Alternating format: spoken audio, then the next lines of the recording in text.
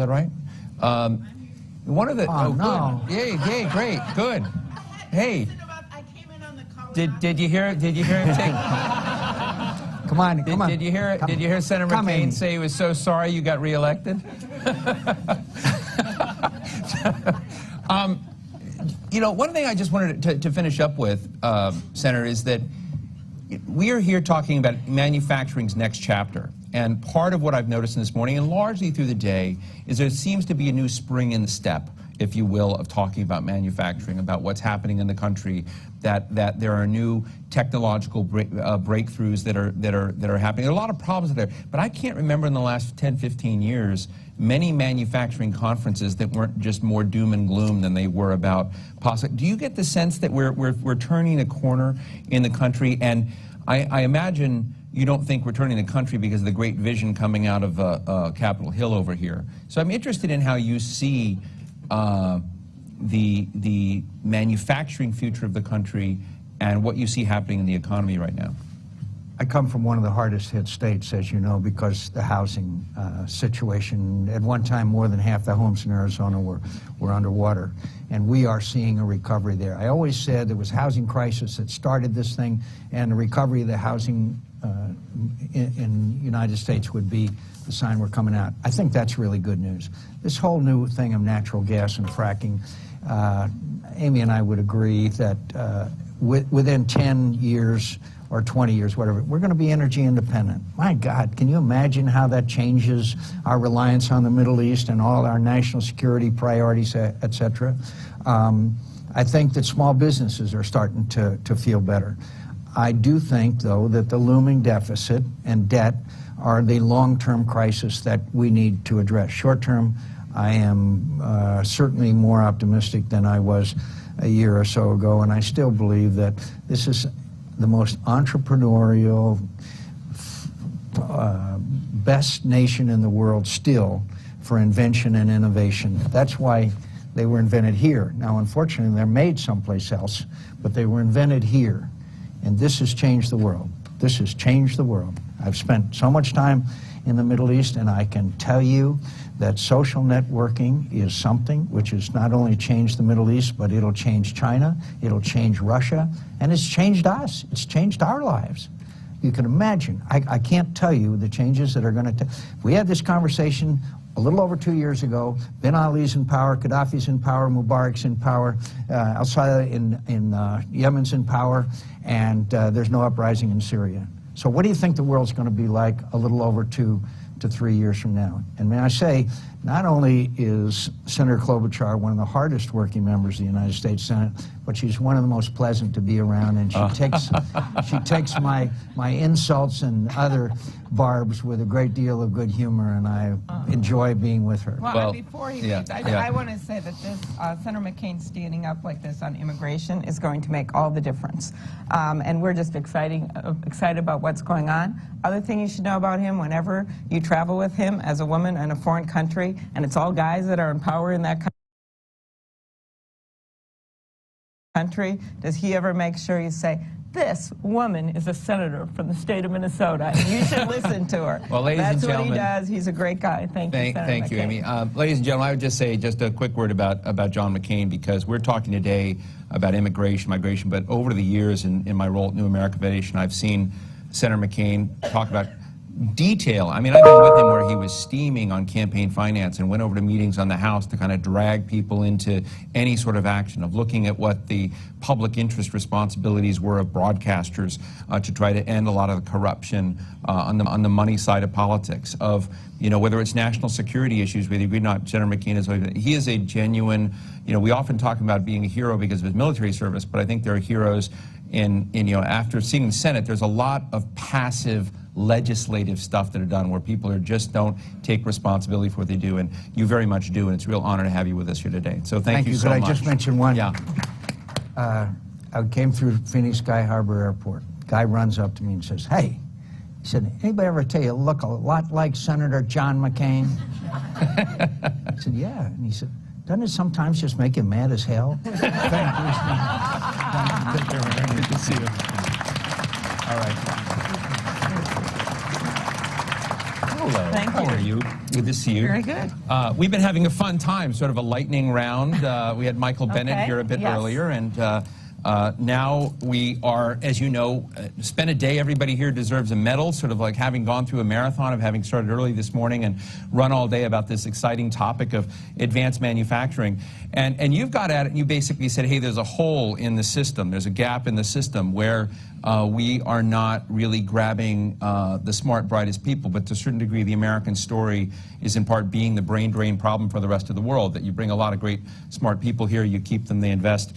It's not an uncontroversial position because there are other people here who believe that that might displace workers, but you've been a leader in moving forward the Immigration Innovation Act of 2013 with an odd bedfellow set of alliances. Your best pals, Orrin Hatch, Marco Rubio, and Chris Coons. And you've definitely got the geographic span here going. Well, what you might not know is Senator Hatch and I are leading the bill, and we really did come together when the Washingtonian magazine just a few years ago voted us the 2 senators least likely to be in a scandal in Washington, D.C. That is sad but true. So we do have that in common. But the other thing that we have in common, Steve, that brought us together on this bill was truly our belief that we need a competitive agenda for this country, that we need to move forward in this country, and that the way we do this is to be a country that makes stuff again, that invents things, that exports to the world. And while our financial sector in Minnesota as well is incredibly important, that just cannot be the basis for our economy. And I have seen the positives of this firsthand in my state because we're down to 5.6% unemployment. And while it is not perfect, one of the reasons that we are doing better than the rest of the country is that we have this innovation manufacturing. We have companies like 3M. We have companies like Medtronic and St. Jude that are based in Minnesota. We have the country's biggest private company, Cargill. So we've always believed that this science and engineering is at its base in our economy. We brought the world everything from the pacemaker to the Post-it note. So what I've been working on the last few years is how do we extend that to the rest of the country and expand it for Minnesota as well. And I've come up with one, exports, which is pretty obvious, but making sure that that's extended to small and medium-sized businesses, that world of opportunity where 95% of our customers are outside of our borders. 2, doing something about this debt in a balanced way, bringing it down so investors have confidence in our country and we can move forward. 3, that we do something more on rules and regulations in a prudent way, and I could bore you with details of tourism visas and other things that I think can make a big difference in this country. And then 4th, which is a lot of our topic today, is that we have the workforce that we need and the world's talent. That is how we've always gotten where we want to go.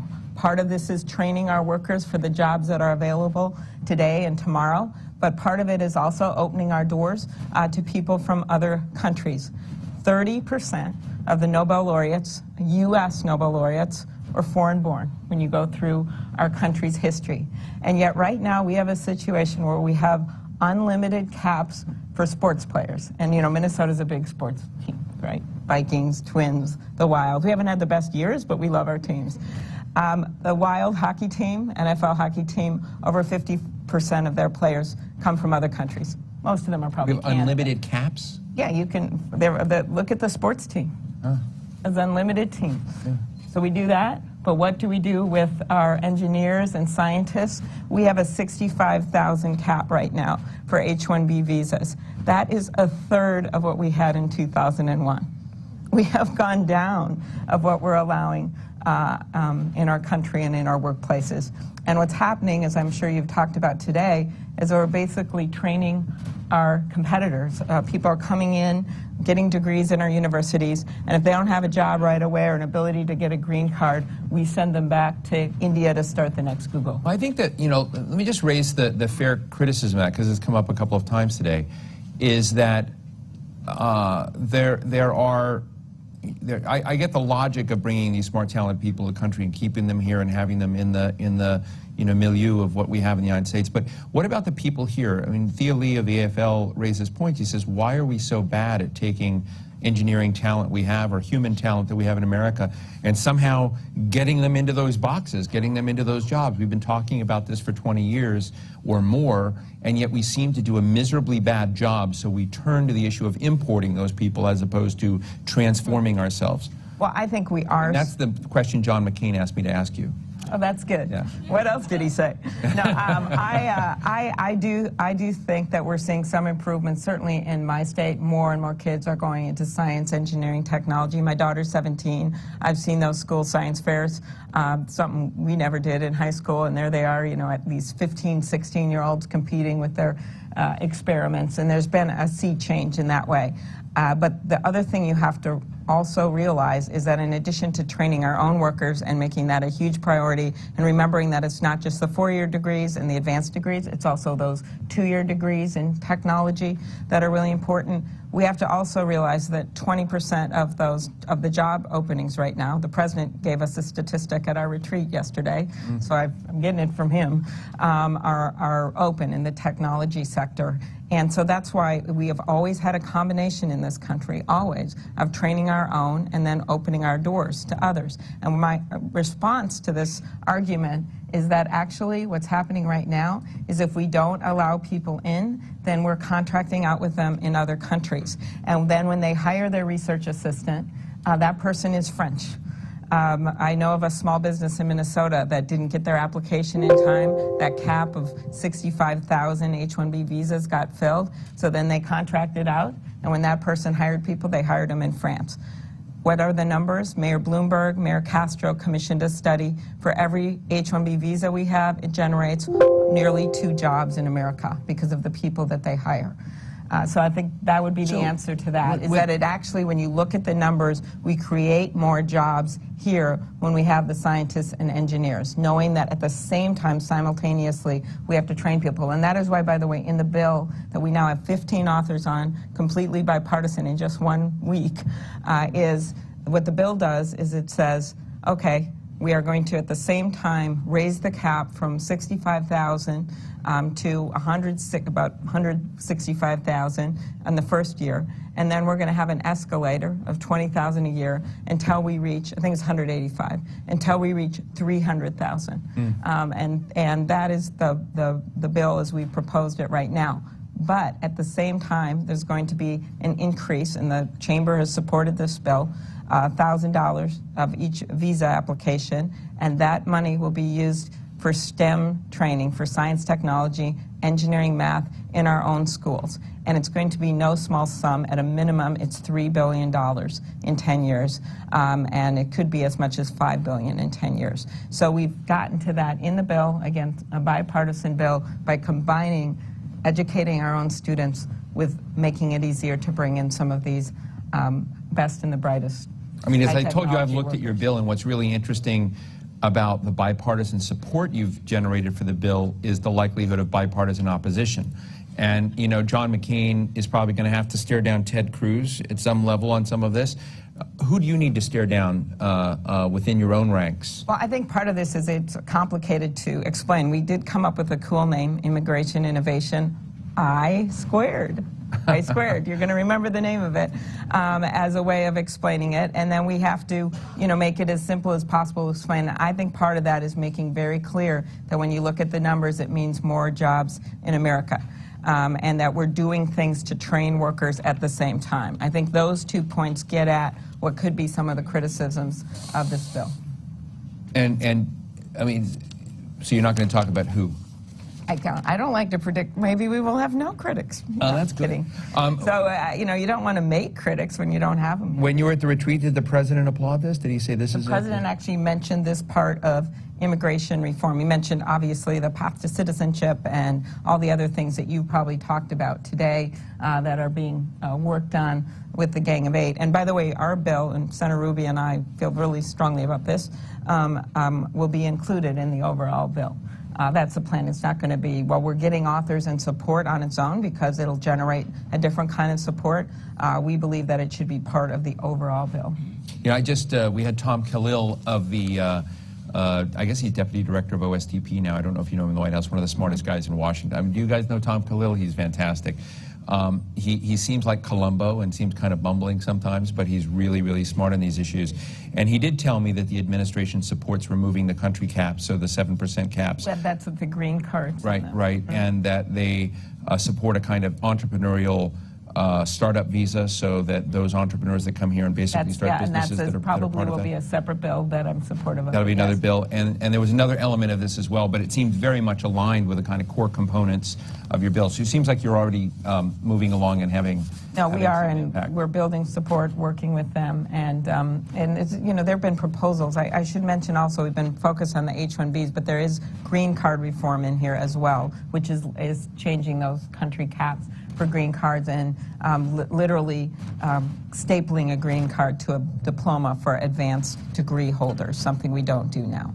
You know, before I go to questions, is that what the sign? I can't see you guys over there, but I guess I'm being told I thought to it was move a the green Q&A. card. It's a green Yeah, sign. I thought a green card. Yeah, Joke, here you guys you go. are playing. I don't need one yet.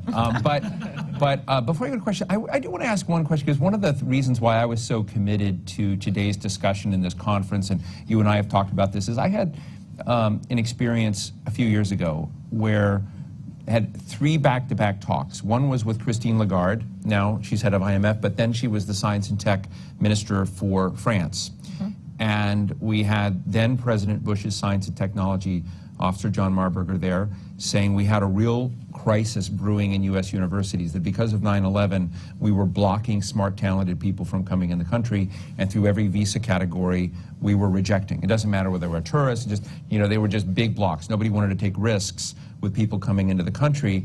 The State Department denied this was happening. As you dug into the data, in fact, there were very large rejection rates across these categories. The next night, I happened to be at a thing with John Ashcroft, and who's then Attorney General of the United States, and I said, President's science advisor said, this is a crisis, is it a crisis? And he said, yes, it's a crisis, but it will take us, 7 or 8 years to sort out, because we didn't have the technology or the methodology to really screen good people from bad, and there were too many disincentives to bring people in. And I think if you look back, John Ashcroft gave a very honest answer. It was kind of like that Larry Lindsey comment that the wars would cost, hundreds of billions of dollars. And so there were people that understood what the trade-offs were. Then the following night, Craig Barrett of Intel, the CEO then of Intel, I reported these 2 comments, and he said, if we don't fix this in 6 or 7 months, we lose the cycle of talent coming to the country, and we will be forced to chase that talent and invest in R&D facilities abroad, other large companies abroad. And so I'm interested in just a kind of a geostrategic. Do you think the United States is finally getting past its terrorism, fear-caused obsessions of keeping people out? Have we turned the corner? And is your bill and some of what we're seeing in immigration finally meaning America is sort of unclenching a little bit and we're becoming more comfortable with people coming back? Well, I don't think we can ever say that we shouldn't be afraid of terrorism. I mean, we see evidence of it. Yeah, but no, it's still there. I think what we've come to realize, our intelligence gathering is better. We know there can always be something that goes wrong, but we have gotten to a point where we now need to take the security lessons we've learned, keep that in place, but then design a system which can allow people who are not close to being terrorists into our country. And one of the things, and I think in that way I would agree with you, that there has been a sea change in terms of people realizing, let me use the example from tourism to support what you were saying. We have lost 16% of the international tourism market since 9/11. 16%. It's not because of the economy. It was our piece of the pie that we lost, that went to Indonesia, that went to France, that went to England. And we are now in the process of gaining it back, and it's a good thing. Our hotels, we're seeing a rise in tourism, international tourism in this country. Every point we gain back is 160,000 jobs in America. They're tourism jobs. They can't go anywhere else. And part of this is we've learned that we can keep all the security measures that we put in place after 9/11, but let's put the consulate officers where the demand is. Why was it taking 180 days for someone in Shanghai to get a tourist visa to come to America and only 5 days or 10 days to go to England? That was our disadvantage. The State Department now, under Secretary Clinton's leadership, which will be continued, I know I talked to him at length about it last week with Secretary Kerry, is to put the consulate officers where the demand is, their actual profit centers, not just because of the jobs they generate in America, but because of the visa fees. So that's just one example of what we can do better when we talk about some of the changes that can be made without even passing legislation. And I think that's what Attorney General Ashcroft was getting at. So you're basically saying if we got that 16% back, that's an easy 2 million jobs. Yes, that's probably our easiest low-hanging fruit for exports that there is. As you look at the President's goal to double exports in 5 years, easiest way, the biggest chunk of that, in addition to agriculture equipment from Minnesota, will be, and medical devices, will be tourism. So. Great. Let's open the floor to a few questions. We've got Arthur here and Eric, and we have a microphone. I also wanted to just confirm I got the numbers. Right now, we have 65,000 H-1B visas every year that are allowed under this cap. Our bill puts it at 115,000 the first year. Then with the escalator up to 300,000. That's what the numbers are. Okay, I guess the mic went over there, but it'll come here next. Okay. Yes. Hi, my name is Ralph Watkins, America's Trade Analysis. I have a question about temporary agricultural workers. Back in the late 50s, early 60s, I worked shoulder to shoulder with bracero workers, hardworking people, very honest. Even though the bracero program did not allow for the families to come, they did. These hardworking men had their wives and children with them working on those strawberry rows, the pole bean rows. Does the current conception of legislation for temporary agricultural workers provide for families to join these men in the fields? Secondly, is there a provision to look for the housing and health care for these workers? Well, I know that my neighbor, I always like to say Dianne Feinstein's my neighbor, and then I always point out it's at work. But she works next to me. Offices or desks? Offices as opposed to homes.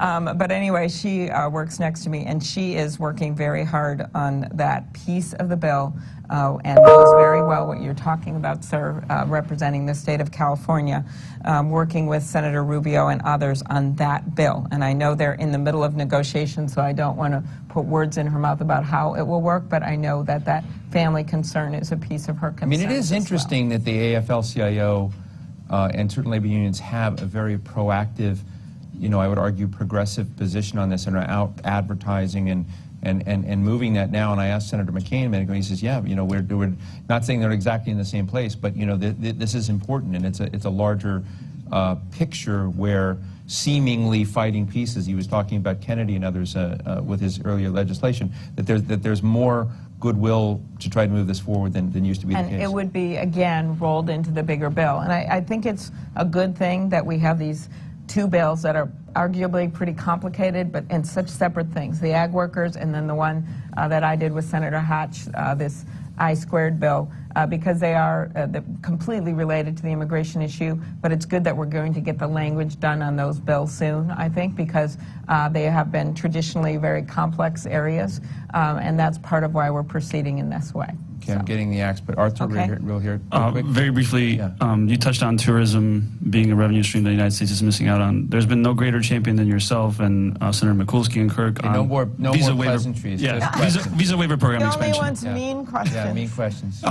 Visa waiver program expansion. Yes. Is there appetite to get this thing done? Do we link it up with immigration? Do we do it separately? Can we get it done in the next 2 years? Well, as you know, this is about visa waivers, and we have to look at each country on a case-by-case basis. He wants to know about Poland. I know, Poland, yes, I know. Senator Mikulski's Poland. I just met with the Polish foreign minister. All He's a about good guy. Poland. Okay, so, and that is in the JOLT Act, am I wrong? Right. And so the JOLT Act is the bill that I have with, Senator Schumer is leading it, and sort of the Senator Rubio, Senator Blunt, and I have and a group of us, there are 8 senators that introduced it last year. And we would hope, because it's in the Judiciary Committee, that that's something we could put on this immigration bill as well, because of that kind of broad support. And there are a number of provisions beside Poland, as you know, in that bill related to making the tourism easier. And it's just such a possibility for our country when you look at the numbers. So when you look at the growing middle class in these countries that want to visit America. At my hearing, this is my subcommittee on commerce, actually showed a tape from Brazil of their version of Morning America or the Today Show. And it actually showed people online trying to get tourist visas to come to America, sleeping on the sidewalk for days because we didn't have, and now we are building 2 new consulate officers. Again, they are profit centers because the visa fees pay for these workers, American workers down there. So I've been told to stop. We're going to take just these 2 last very quick questions really fast. So 15 seconds. 15. Thank you. My name is Eric No Lowe. thank yous, yeah. Yeah, I'm from the Fair Observer. My question is that basically I think that the immigration thing is perfect, but you take a consideration about other things, which is about education and also infrastructure. Any thoughts on that? And let me just take this last question here. Okay. Hi, I'm Darrell Sung from the Embassy of Singapore. I'm always struck by the fact that when you want to get a student visa, you disavow any intent of staying on in America. And so, how welcoming is America really in the global war for talent, even if you expand the H-1B caps? Okay. Very good. Final thoughts. Okay. First of all, let's end with the bigger picture. But the part of this bill is with green cards for students if they get an advanced degree, that they should be allowed to stay for a period of time and not just sent back to Singapore. Of course, your country has many merits right now, and Senator McCain and I actually just met with your foreign minister, who's an incredibly smart guy. And the whole idea here is that what we've been doing, which is so hurtful of our own country, is training our competition at our great universities all across, and then saying, guess what, you don't have a job right now, or you're going to a small business that can't get you a green card, sorry, or you want to start, make the next pacemaker, you're going to have to go back, and that is not helping our country. And I've heard this from places like, I'm bringing to the State of the Union the president of St. Cloud State in Minnesota, because they are having trouble. They have these bright students that are training, but if they don't have jobs right away, they have to go back. And I'm bringing him for an example for our state of why this is more than just about Fortune 500 companies, that this is about the fabric of our communities. And so I think that's a very good question, and that's part of why we're making the changes in this bill. Great. And then your question was just about everything, the whole, I see this, and thank you for bringing up education, infrastructure. This is all part of the competitive agenda in this country. And at least in the U.S. Senate, I think you see how Senator McCain and I get along. There is really some appetite to move ahead. That courage in the next few years in America, over there in the Hill, is not going to just be standing alone and giving a speech. Courage is going to be whether or not you're willing to stand next to someone you don't always agree with for the betterment of this country.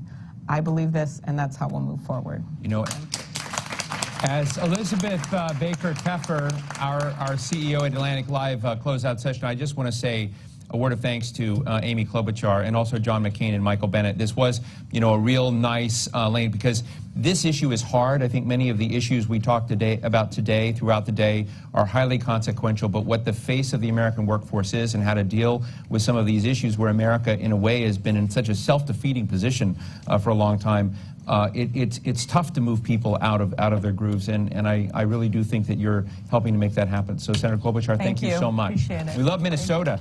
Thank you. Very good. Thank you.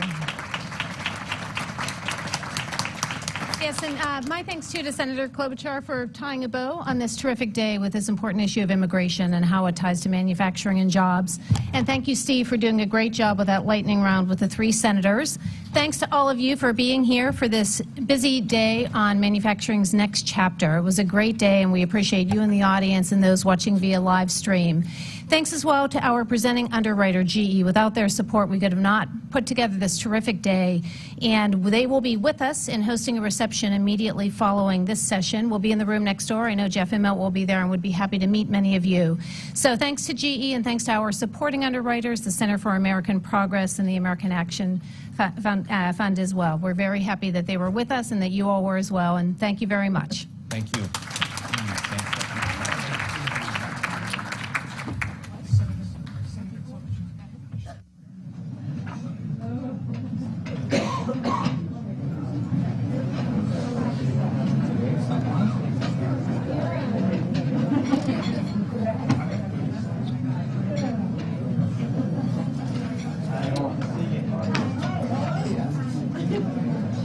Good, actually, they just did the final close. Amy Klobuchar was Senator McCain, and Senator Kent from Colorado.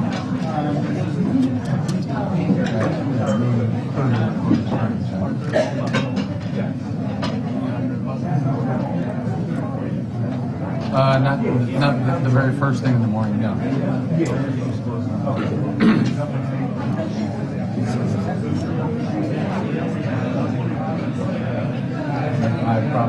I know I won't be back.